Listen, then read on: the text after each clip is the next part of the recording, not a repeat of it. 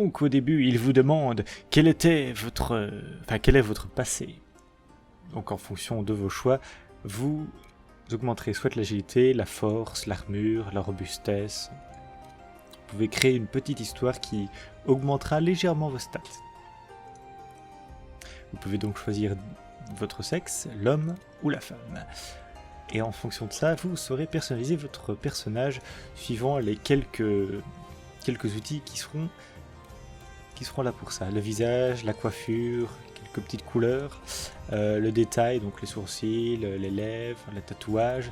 Tatouages qui sont un petit peu plus spéciaux.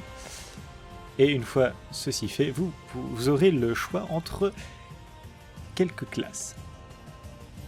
8 classes différentes. Donc l'épée longue et la bouclier.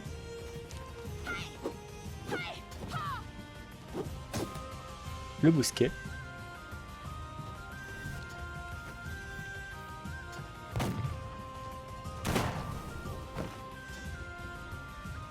L'anneau d'ashi.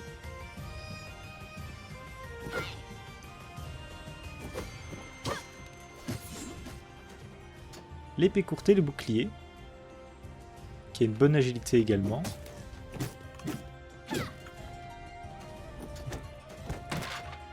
Le Guandao.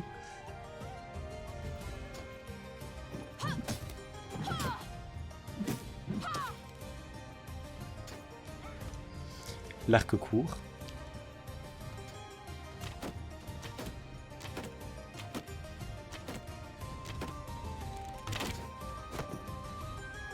Et les lames jumelles, l'assassine.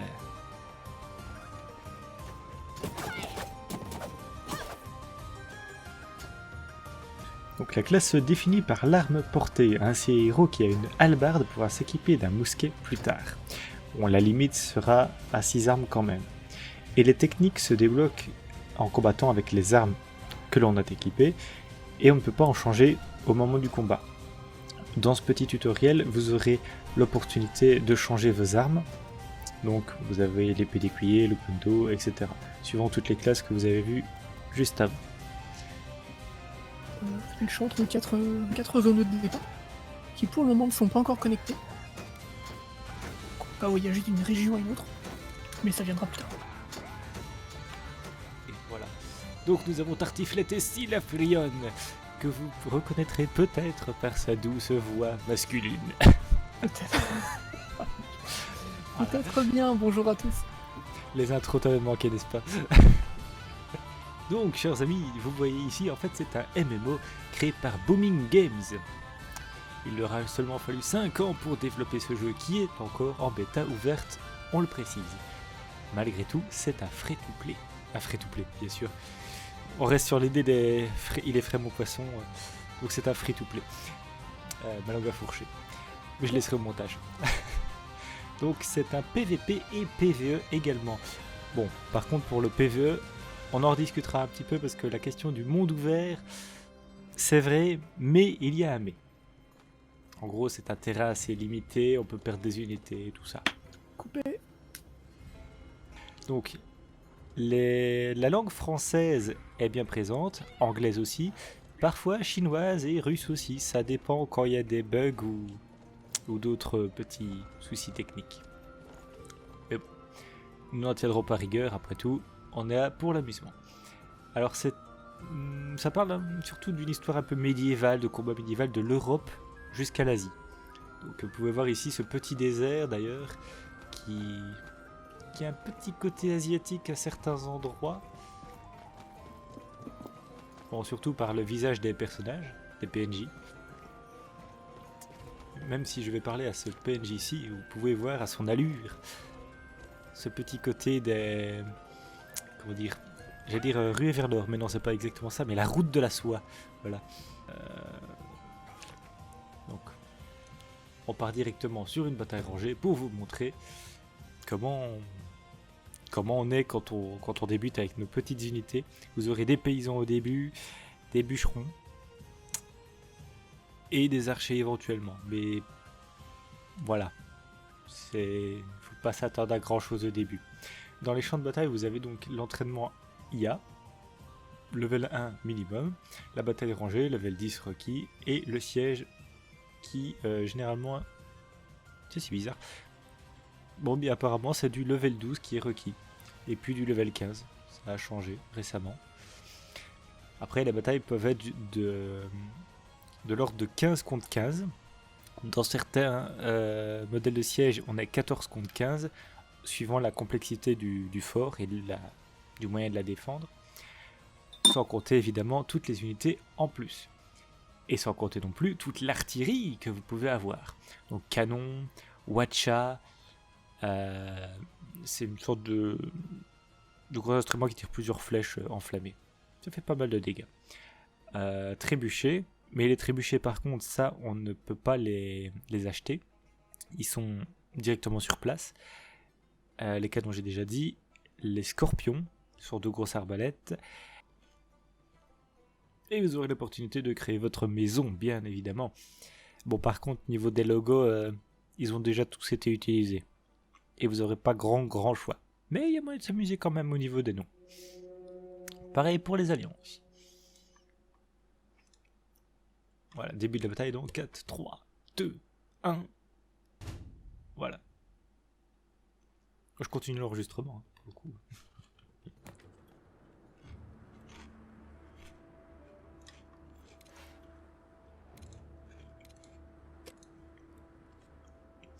Pour préciser, l'influence définit la limite des unités que vous pouvez emmener en bataille en une fois. Plus vous avez d'influence, plus vous pouvez amener des unités d'élite en grand nombre. Donc là, avec 200, on a à peine de quoi amener quelques fermiers. Ensuite, plus ça va monter, plus on va pouvoir amener des unités plus fortes, en plus grand nombre. Cours, Cyprien, cours!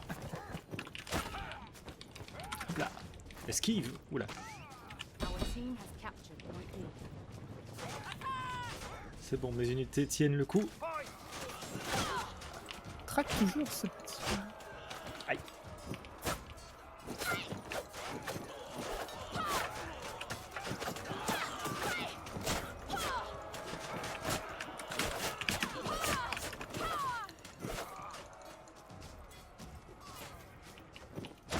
Personne qui respawn ou quoi? Je suis tout seul.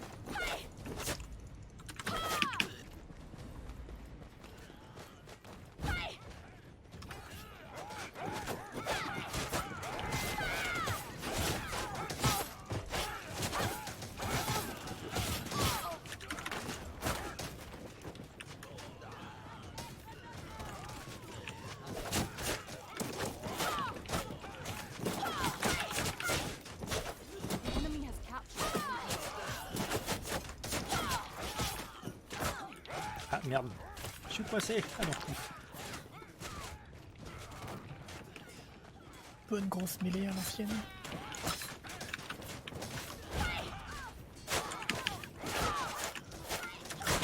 Ouais, mais ils sont tout plus nombreux.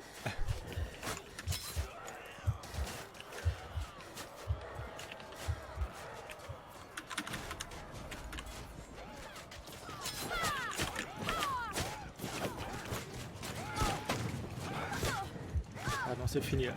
Ah, on n'a pas de bête.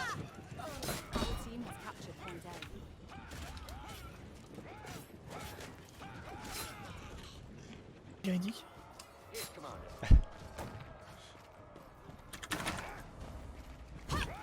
Hop là. Tcha tcha tcha.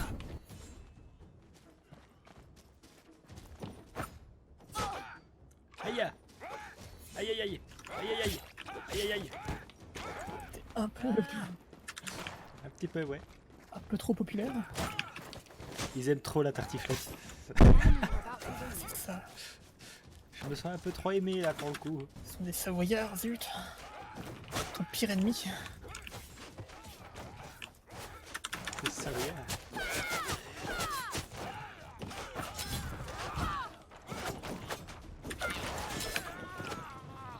On les a eu. On les a eu. Retournement de situation. Mais on va quand même perdre. Oui, parce que pendant ce temps-là, ben, ils ont les points et pas nous. Plus ils tiennent les points longtemps, plus nous perdons de points. Ou alors je suis juste mauvais et je rage. C'est pas impossible. Je dirais qu'il y a un peu des deux. Eh bien, du coup, voilà. Ah oui, par contre, vous aurez l'opportunité donc de créer votre propre maison ou de prêter allégeance à une maison existante. Voilà. Pareil pour la liste des alliances. Vous pourrez en rejoindre une ou en créer une plus tard. Alors, créer une maison, je pense que c'est 5000, 10 000 pièces de bronze. Vous pouvez voir ici en bas. Par contre, pour rejoindre ou créer une alliance, c'est 50 000. Bon. Arrivé au level 30, vous aurez suffisamment de quoi en créer. Voilà. Sans dépenser sa thune bêtement et en farmant, en jouant régulièrement, ça va arriver. C'est pas insurmontable du tout. Et à l'heure où est tournée cette vidéo, une maison peut accueillir 70 personnes, incluant celui qui l'a créée. Voilà. Pour l'alliance, je ne sais pas encore. Plus d'informations en live, peut-être. Pourquoi ? Mais en ce qui concerne les expéditions, ce sont des petites missions. Défense de fort, campement frontalier à défendre, ou capture de village avec beaucoup d'archers. Donc prévoyez les boucliers. C'est complètement du PvE. C'est ça. Le cœur du jeu, c'est du PvP, comme on a vu jusque-là. Mais il y a aussi une partie PvE. Et les expéditions en font partie. En plus du monde ouvert. C'est pour ça. Et on va pas se le cacher, le monde ouvert, c'est...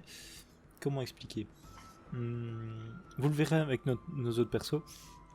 Mais le monde ouvert, c'est surtout de la récolte ou des attaques de camps rebelles. Ou du joueur contre joueur, mais c'est plus délicat. Alors, le monde ouvert, c'est une... Comment dire ? Une arnaque. On est sur une grande... On peut sortir des villes où on est. Et on arrive sur une carte du monde. Oh, j'ai droppé un truc pas mal. Des bottes bleues niveau 30. Armure lourde. Oh, ça c'est... Ah, excuse-moi, je digresse. Grèce. Donc le monde ouvert dont on parle, ça va être... comment dire, on peut sortir des villes et on arrive sur la carte du monde. Actuellement, ce qui est disponible, c'est la carte de sa région d'origine. Où on peut se promener de ville en ville, ramasser des ressources, récolter du bois, de la laine, de la nourriture, du minerai qui va permettre de crafter. C'est là qu'on va obtenir les meilleures armes et armures du jeu. C'est là aussi qu'on va trouver des fiefs et des villes à attaquer et à conquérir. Donc avec sa maison, sa guilde, pour soulever des taxes sur un territoire donné, pour participer à des guerres de territoire avec d'autres guildes, d'autres maisons. Et c'est aussi un espace PVP où on peut se faire attaquer par des joueurs pendant qu'on se promène. Et d'ailleurs, d'autres joueurs peuvent rejoindre soit de votre camp, soit de celui de l'adversaire. C'est ça, donc ce n'est pas le meilleur endroit pour avoir des duels sympathiques entre amis, car n'importe qui peut rejoindre la bagarre sur un coup de tête. On a eu la malheureuse idée de le faire. Oui, car il y a une quête qui encourage d'aller faire deux combats dans le monde ouvert. Donc 2 combats consécutifs contre la même personne. Donc oui, donc nous faisions une quête où on s'était mis dans un coin. Enfin, on était sorti de la ville, sans troupes, juste armes égales pour se faire un petit duel dans la campagne. Et alors qu'on commence le duel tranquillement, d'autres joueurs sont arrivés. Et du coup, au lieu d'être devenu un 1 contre 1, c'est devenu un 2 contre 1 avec, je sais plus, c'est un niveau 78 qui est arrivé. 78 selon le public. Et donc du coup, ça a un petit peu ruiné la fête. Car eux, ils étaient pas, ils étaient pas très disposés à observer le combat gentiment. Ils sont arrivés, ils nous ont défoncés. Ce qui était pas drôle. Mais du coup, quand vous fouillez un genre de duel comme ça, vous perdez pas mal d'unités,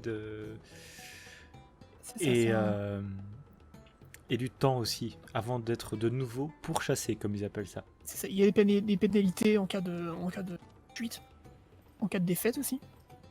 Car un élément qu'on n'a pas parlé jusque-là, c'est l'entretien des troupes. Quand vous envoyez des troupes en bataille, elles se font progressivement abîmées. Les unités individuelles se font blesser et à partir d'un certain seuil d'usure, elles deviennent moins efficaces, jusqu'à être complètement détruites. Du coup, il faut les ravitailler, les C'est ça. soigner. Mais il y a aussi une autre particularité, c'est qu'ils gagnent de l'expérience et qu'on peut augmenter leur technique. Et à ce moment-là, ils deviennent plus renforcés, plus nombreux, plus rapides, etc.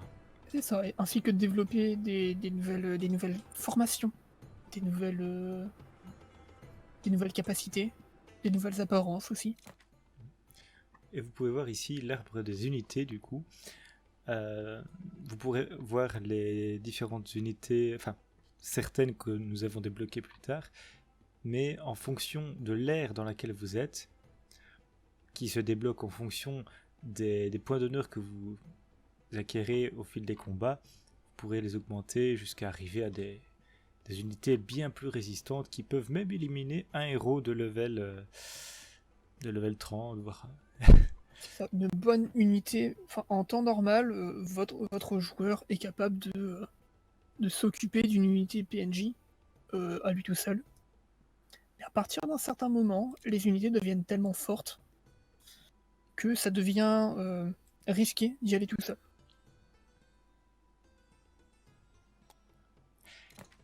Et au niveau de la technologie, par contre, c'est surtout pour le monde ouvert que vous pourrez récupérer certaines ressources.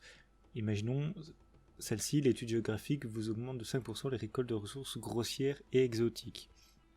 D'autres, c'est plus pour les récoltes de cuivre, de fer, etc. etc.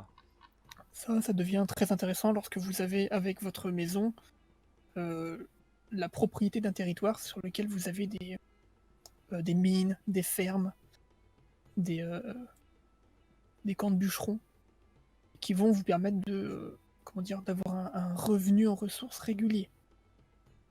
Si vous avez de quoi multiplier les recettes, ça vous permet d'en avoir plus, de crafter plus, mieux. Et ainsi de suite.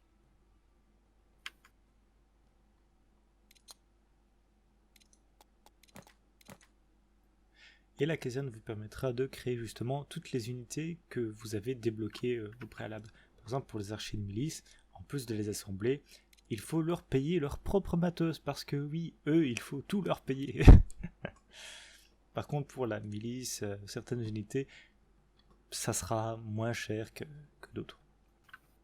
Plus une unité est de niveau élevé, on le voit à son nombre d'étoiles, et plus elle va coûter cher à entretenir.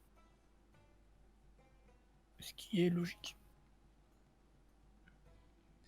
Et au fur et à mesure des capacités de certaines unités, vous aurez l'opportunité de faire différentes formations. Imaginez pour les épéistes de milice, vous pourrez faire des charges avec. Pour les lanciers de milice, vous pourrez créer un mur de bouclier. Pour les tireurs, ça sera plus des formations serrées, dispersées, etc. C'est ça, donc selon la situation dans laquelle vous êtes, selon le terrain, selon la stratégie que vous souhaitez faire. D'ailleurs, c'est un peu dommage, au début du jeu, lorsque vous n'avez pas d'unité capable nativement de faire des formations intéressantes, vous pouvez il y a quand même des... Je m'embrouille là. Pas bon. Couper. C'est rien. Mais alors, ce que je veux dire, c'est que dans l'ensemble, c'est tes unités de base, elles ont pas de... Et tactiquement, t'es pas capable de grand chose. À part de leur dire de tenir une position et de te suivre, il y a vraiment que ça. Il y a vraiment qu'à partir des... Faut quand même me pexer pas mal. Hein. À partir d'un certain level... Avant le niveau 30, t'as pas... Enfin, si, quand la première fois que t'as des archers, ils ont des formations différentes, tu as une formation plus corps à corps.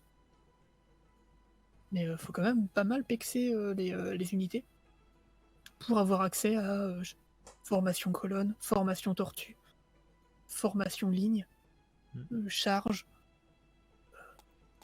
la formation protection. Après, je sais pas si ce sera pertinent d'inclure ce que je viens de dire dans la vidéo, parce que j'ai pas bien amené le propos, je trouve. Enfin, c'est plus une impression personnelle, enfin le fait que C'est un jeu qui a vraiment une richesse tactique, mais au début, enfin, je sais pas, pendant 30 niveaux, tu n'y as pas accès, quoi.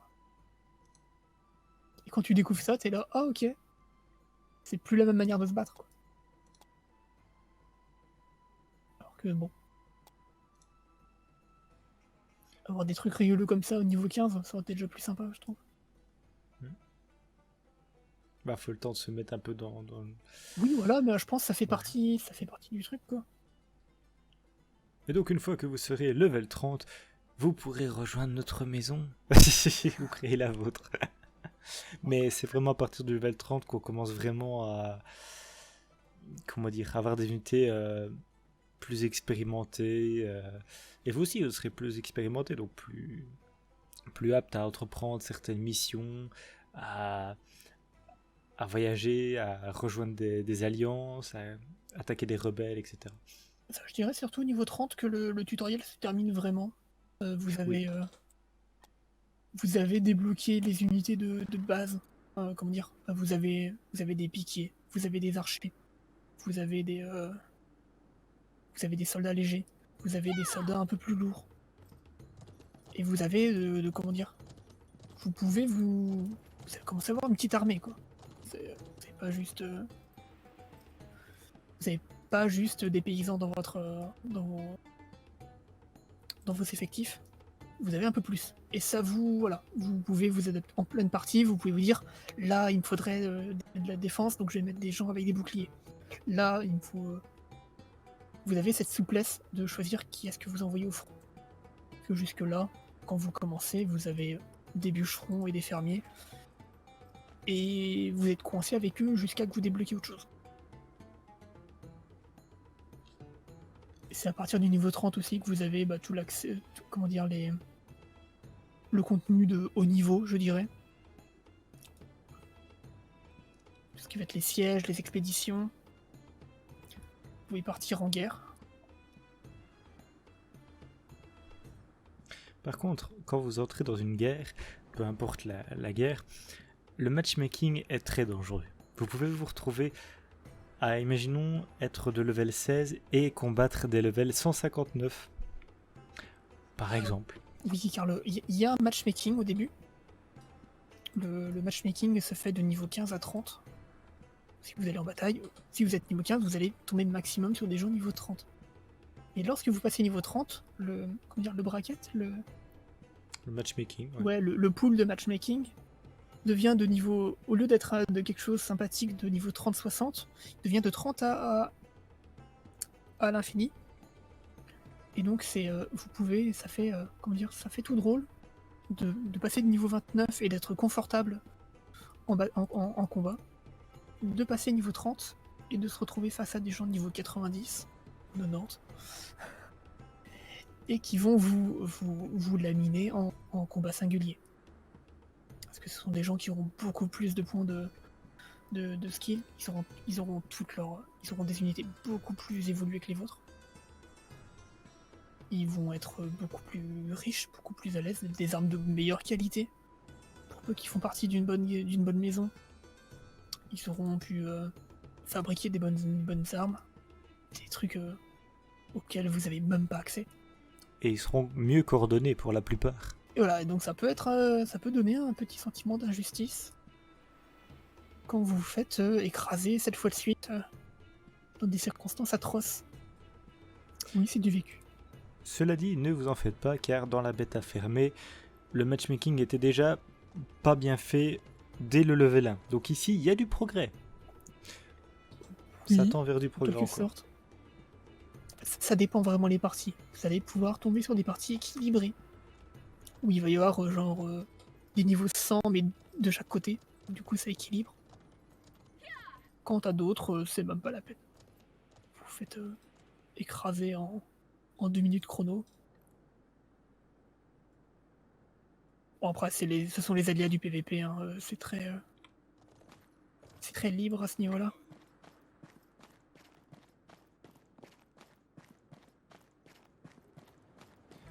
Je pense qu'on a dit la plupart des choses là pour le coup.